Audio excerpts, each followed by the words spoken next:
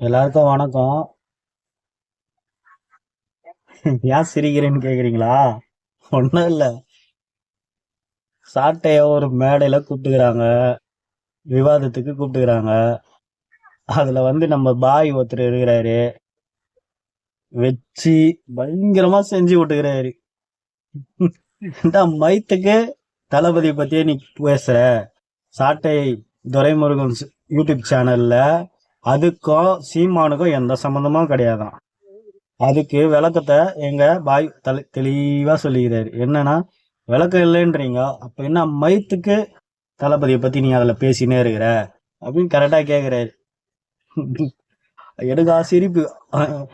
பேண்ட்ல பூரா பூந்தா அப்படி ஒரு கம்முன்னு இருப்பான் பாருங்க, வெளியே காட்டிக்க கூடாதுரா அப்படின்னு அந்த மாதிரி கரெக்டா பம்புறான் உட்காந்து எச்ச நாய். இதை நான் இப்ப சொல்றேன் எதுக்குன்னா, எவ்வளவு பேசுறான் ஆள் இல்ல அது இல்லைன்ட்டு. அதுதான் சொல்றேன், கரெக்டான ஆள் வருவாங்க, செருப்பை கைட்டி வாயிலே அடிப்பாங்க. அதுதான் இப்ப அடிக்கிறாங்க. இதுக்கப்புறம் அடி வாங்குவாரு. அதுவும் ஒரு காமெடி வரும் பண்ணிடுறாரு பாருங்க. தளபதி எங்க போனாலும் கை கட்டின்னு இந்த தலைவா படத்துக்குலாம் போய் நின்னாரு அப்படின்னு சொல்லினாங்க. நம்ம பாய் ஒன்று நடிச்சு காட்டினாரு, சூப்பரா சரியா நடிச்சு காட்டினாரு. அதை பாருங்களேன். விஜய் அவர்கள் இந்த இப்படி நின்னாரு இப்படி நின்னாரு போராட்டமெல்லாம் பேசுறாரு. சரி, நான் ஒண்ணு செய்யட்டுமா? அன்பு தம்பிகளே, அண்ணனை வலசரவாக்கம் வர சொல்லியிருக்கிறார்கள். நீங்கள் எல்லோரும்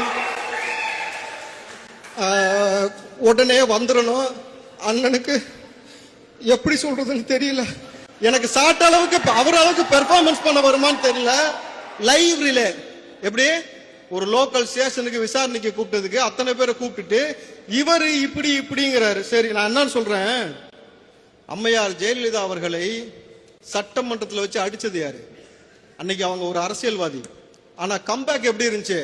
சட்டமன்றத்துக்குள்ள உங்களை விட்டு விரட்டி அடிச்சாங்களா? தளபதி விஜய் அவர்கள் கை கட்டினதுக்கே எப்படி பேசுறீங்களா? இன்னைக்கு தொடு பார்ப்போம். ஏன்னாக்கா ஒரு அரசியல் களத்துக்குள்ள ஒருத்தர் வராருன்னு சொன்னாலே எந்த அடிப்படையில் நீங்க அவரை எதிர்க்கிறீங்க சொல்லுங்க பார்ப்போம்.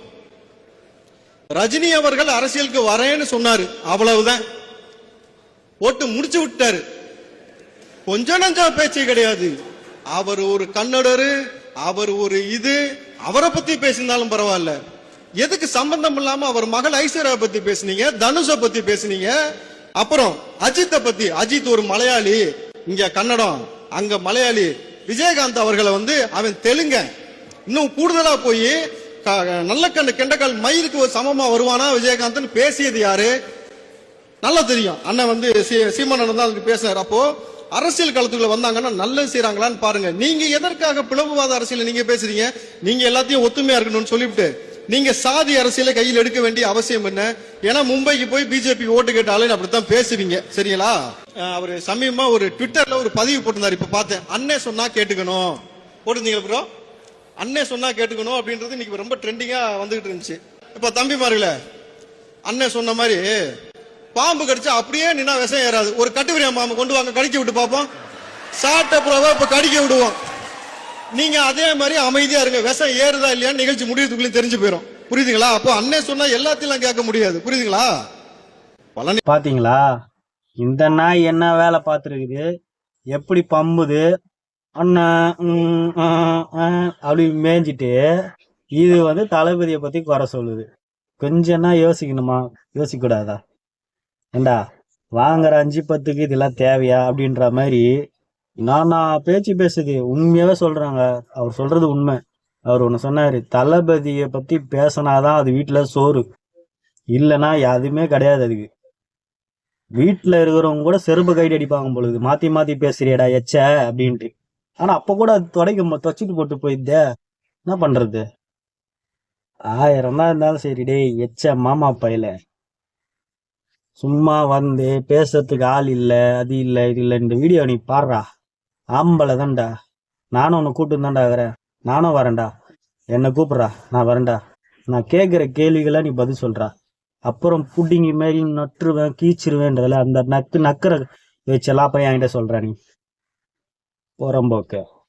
எங்க அப்பானாலும் தளபதி தளபதி தளபதின்னு நினைக்கிற. நாட்டுல எவ்வளவு பிரச்சனை நடக்குது, அதை பத்தி பேசு.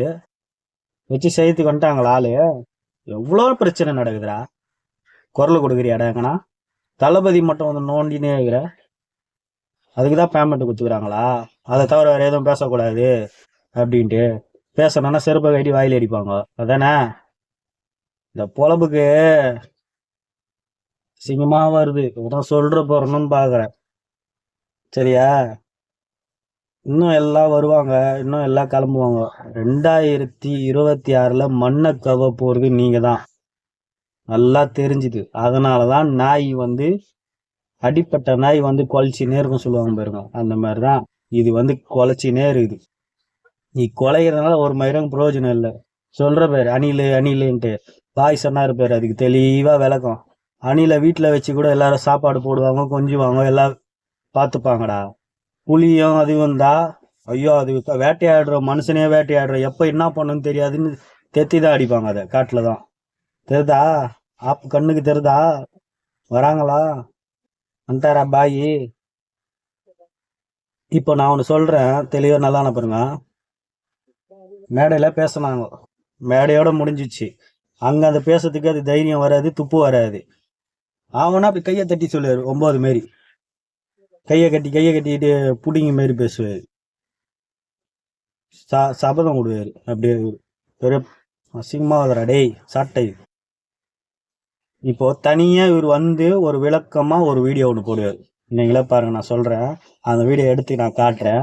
அவர் ஸ்டேட்டஸ்ல, நான் அடி வாங்கல, அங்க எனக்கு எதுவும் பண்ணலங்க, நான் தாங்க மற்றவங்களை கேள்வி கேட்டேன், அது பதில் சொல்ல முடியாம இவங்க இப்படி பேசுறாங்க அப்படி பேசுறாங்கன்னு புட்டிங்க மாரி வந்து ஒரு வீடியோ போடுவார்.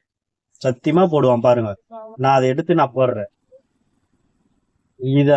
இதை நம்பி நம்மலாம், நான் கூட நினைச்சேன் நான் தமிழர்லாம் நல்ல இதுவு நல்லா கட்சி அப்படின்ட்டு. தளபதினு ஒண்ணு உள்ள வரும்போது இவனுக்கு சுயரூபம்லாம் தெரிஞ்சிச்சு பாத்தீங்களா? என்னதான் ஆனாலும் சரிங்க, நம்ம ஒரே குறிக்கோள் தளபதி அண்ணாதான். அது வந்தாதான் நாடு உருப்படும். நானும் ஆட்டோ ஓட்டுறவன் தான், கஷ்டம் தெரியும். அந்த ஒரு கஷ்டத்துல தான் நானும் சொல்றேன், பேசுறேன்.